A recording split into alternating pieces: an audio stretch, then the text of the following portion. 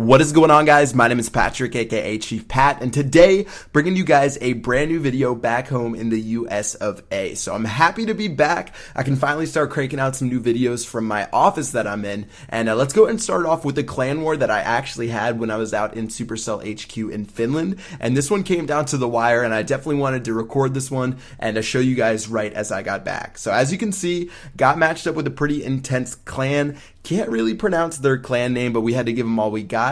And go ahead and check out this first attack that I did against their number 3 players. So I actually decided to switch it up a bit, and you can see that I used those two first jump spells just to rush straight to the center, and then I'm just hoping that my troops spread up far enough where I can actually try to get to 50%, because whenever you do something like this and you just use two jump spells to go straight to the town hall, a lot of the times you'll actually not get 50% against these fully maxed out town hall 10 bases. So I took a little bit of a gamble, and because of that, started to get a little bit sketchy towards the center, but you can see I still do have some golems. Giant bomb's really not going to do too much. Still have a P.E.K.K.A left, and in the end, my queen's going to be able to shoot down that town hall and get me the first and second star for this battle. So started off really well in this war. I'm pretty sure we were up around 41-20 in the very beginning, so things were looking really good. But again, since they are, I believe, an Asian clan, they're not going to be awake to do the attacks when we're obviously doing our attacks. And let's go ahead and check out one more attack we had from my clanmate Foggy against their number 1 player Chai.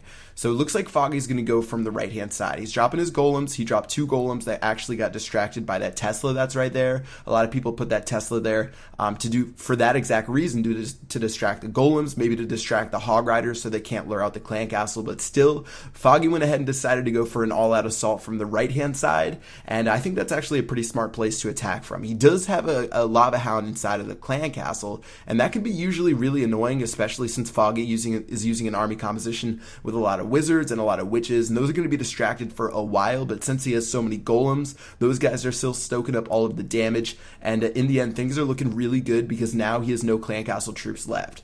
So at this point, there's the town hall in the very center, sitting at 35%. Queen still at full health, still has 3 golems left, still has a king at almost full health. So things are definitely looking pretty amazing, and I'd be surprised if it was anything less than 50%, and he might actually be able to go for 3 stars against this base. So let's check out what happens. So he's at 49%. He really could use a jump spell to jump over those level 11 walls. He doesn't have one, but I think it still should be okay. Gonna go ahead and try to break through those as slowly as they can. And again, he still has some golems, but who knows if those ones are actually going to run to the left-hand side, but they do. So that's going to give him a big help when it comes to trying to try to destroy these last couple of buildings. So 55%, king actually went down. Queen is actually the only one left. It took so long to break through those walls. Plus, there's so many defenses left on that left-hand side that he's just going to let his heroes run around, or his queen run around for a little bit. Go ahead and destroy those cannons, and then that's pretty much going to wrap it up for the end of this raid.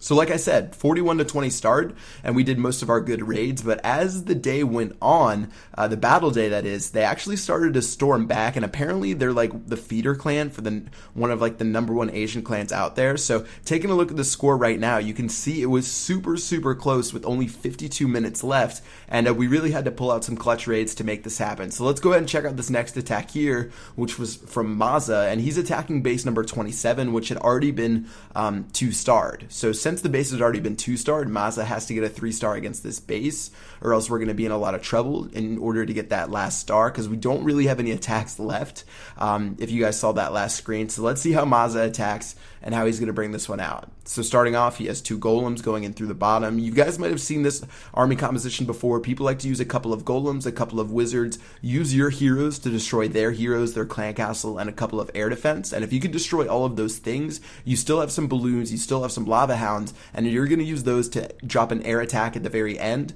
and to try to get 3 stars against the base. So he's going in, he's dropping his king's ability, his queen's still shooting down that cannon. They're going to go ahead and hop over the wall and attack the other queen, and since he did destroy both of those heroes, that's going to be a big help. A little bit early on the lightning spell, that probably could have been waited for just a second or two to get the wizards in the back, but I still think he should be okay because his queen has plenty of health, as well as she still does have her ability. So right now he's sitting at 25%. He destroyed an air defense. He destroyed the king and the queen. Looks like the golem's actually going for that other air defense right there. And that actually would be really good if that one got taken out, because you guys do know that golems do damage when they explode. And now it's time to drop the lava hounds and the balloons and see if you can destroy this guy's base. So he's going in, no Inferno Towers to deal with since it's a Town Hall 9. Lava Pups are going to be doing a little bit more damage. But pretty much he's just trying to get rid of all the defenses as soon as possible because he doesn't really have any minions to back him up to try to get to the Town Hall, even though the Queen looks like she's actually attacking the Town Hall right now. So this one looks like it's pretty much in the bag. I don't see really what could go wrong here. Again, it is a Town Hall 9, so it's not really too hard to 3-star as long as you do most of the basic stuff correctly. But as you can see, 75% destroying those last 2 buildings on the left-hand side, and that is going to tie up the clan war at 68 to 68 with just a couple of minutes left. So at this point, the clan was really hyped. I think it was really late in Finland for me, but I was online the whole entire time. Everyone's sending clan messages. Everyone's getting hyped inside of the chat. And checking out what the score is right now, it is all tied up, and there's only one attack left from us that can actually try to get the last star to win the war. So it was all up to our man Ian to attack the number 21 base, and in order to do this, he had to get 3 stars against a Town Hall 10. So let's go ahead and see how he takes it out. He decided to go for the same exact strategy that Mazza used by using Lava Lunian, but it's definitely a lot more difficult against a Town Hall 10. He does have the same golems. He still does have the Queen and the King attacking from the very beginning, but it's still going to be pretty difficult, and he's going to have to get pretty deep into the base if he's going to want to take care of one of those air defense, as well as maybe that Inferno Tower. It's really crucial if you're trying to get that 3rd star by attacking a Town Hall 10 with Lava Lunian that you get rid of one of the Inferno Towers because they do so much damage against the balloons. And as he makes his way to the inside, I think the Queen's probably going to get distracted by that Lava Hound, as well as the skeleton traps are coming out. And at this point, we pretty much knew that this raid was going to be a struggle. He already used his King's ability. More Lava Hounds are coming out. He couldn't destroy the Inferno Tower because of the Lava Hound inside of the clan castle. So unfortunately right here inside of the chat, we knew that things were pretty much over, but he wasn't going to give up, and he was going to drop a couple of more troops around the base just to see in case he could get 3 stars against this base. Somehow, some way, get lucky and make it happen. But I don't know about you guys. I see a lot of Lava Hounds inside of the clan castle. If you guys watched the live stream that I did at Supercell HQ, I put a Lava Hound inside of my clan castle, and it messes people up a lot, especially if you can get it being attacked by the Queen. You can waste so much time from the Queen that it actually makes it a lot more difficult for people to get inside your base and destroy your Town Hall. So it actually worked out really well for this guy. And as you can see, it turned out to be a failure. And unfortunately, Ian was not able to pull it out for the Clastronauts.